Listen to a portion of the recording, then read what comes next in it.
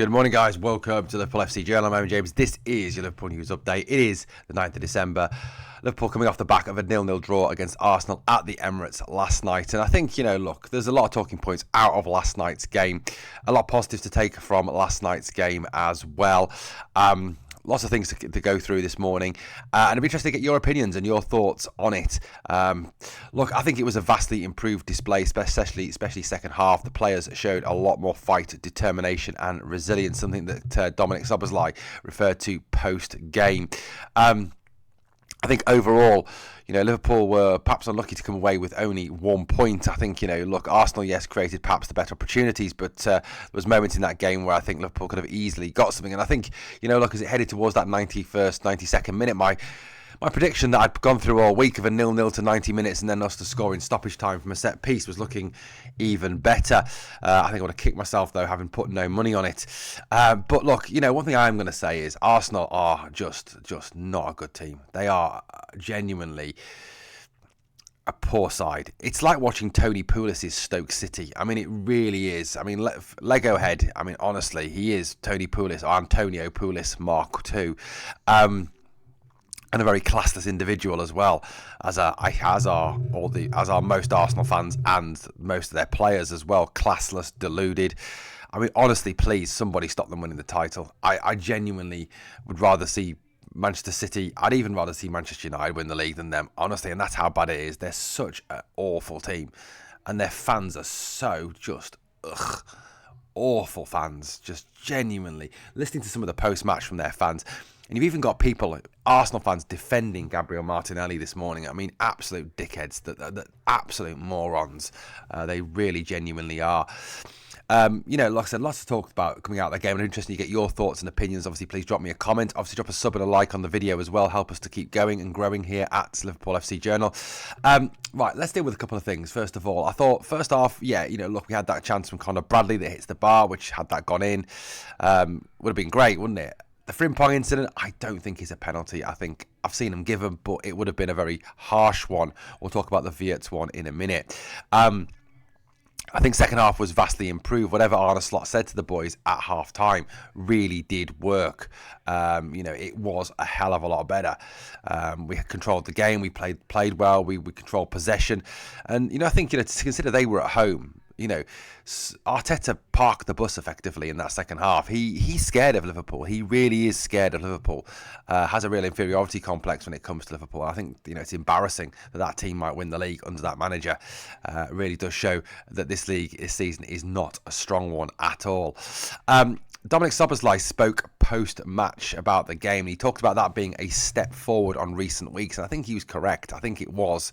There was a good battle, there was a good fight to that team, there was more resilience to that team than we've seen in certain other weeks, and I think the level of performance in the second half was a lot better than what we've seen in recent weeks. I mean, it does beg the question that if we perform like that, as we did second half against the likes of Leeds, Fulham, Sunderland, etc., would we have had more points at this stage of the season? I probably think so. We probably would have won some of those games. The one thing I'm going to say, though, going forward is, had we had, Hugo Ekitike or Alexander Isak last night, there was no cutting edge to that Liverpool side last night. That was the one downside. But had we had Ekitike or Isak, I think realistically, we probably win that game 1-0. I really do think we get a chance and we put the ball in the back of the net. And, it is what it is, guys. Szoboszlai spoke obviously about the fact that he thought we controlled the game better in the second half, showed a lot more resilience.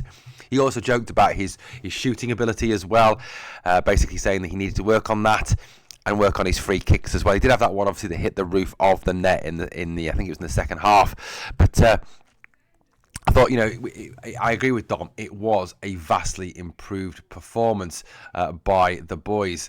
It really was. Now, obviously, one of the penalty incidents from last night was this one, the Florian Wirtz incident. Wirtz goes round a fair few people, skins a few of their defenders, knocks it past the defender. The defender, as you can see in this still image, steps across Florian Wirtz, and Wirtz goes to ground. Now, the night before, a penalty was given in the Manchester City-Brighton game where there was a foul on Doku, pretty much the same as this, and VAR ruled it a penalty. It does show there are glaring inconsistencies in the level of refereeing in the Premier League. There really are glaring levels of inconsistency. This for me is a Stonewall penalty. You know, the Arsenal defender, I'm not quite sure who that is, makes zero attempt to play the ball. He plays the man. He takes out Vert. He stops his run. He impedes his run, and he brings him to ground. To me, that's a penalty.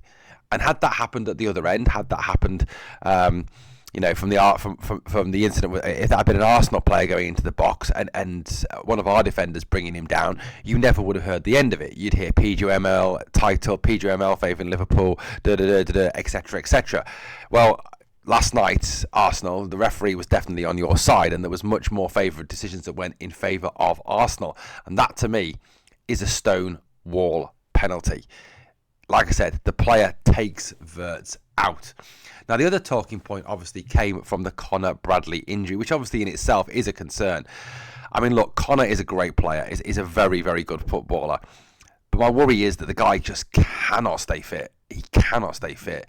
He goes down untouched, and as we know from the Giovanni Leone incident at the start of the season, any injury where someone goes down untouched is the worst one because it's a serious incident. Now, Bradley goes down from that, and Martinelli throws the ball at him, kicks him in the back of the head with his knee, and then attempts to shove him off the pitch, which to me, and I know Martinelli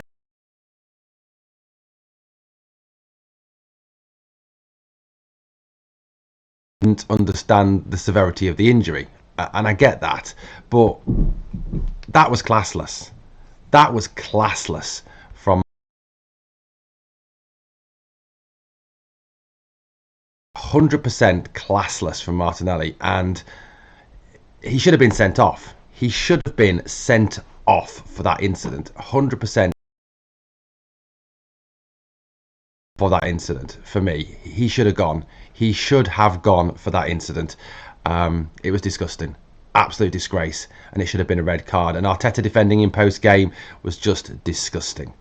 But overall, guys, it was an improved performance by the boys, and you've got to be pleased with the point. Pleased with the point. Let me know your thoughts in the comments. If you've enjoyed the content, please obviously like, comment, share, and subscribe.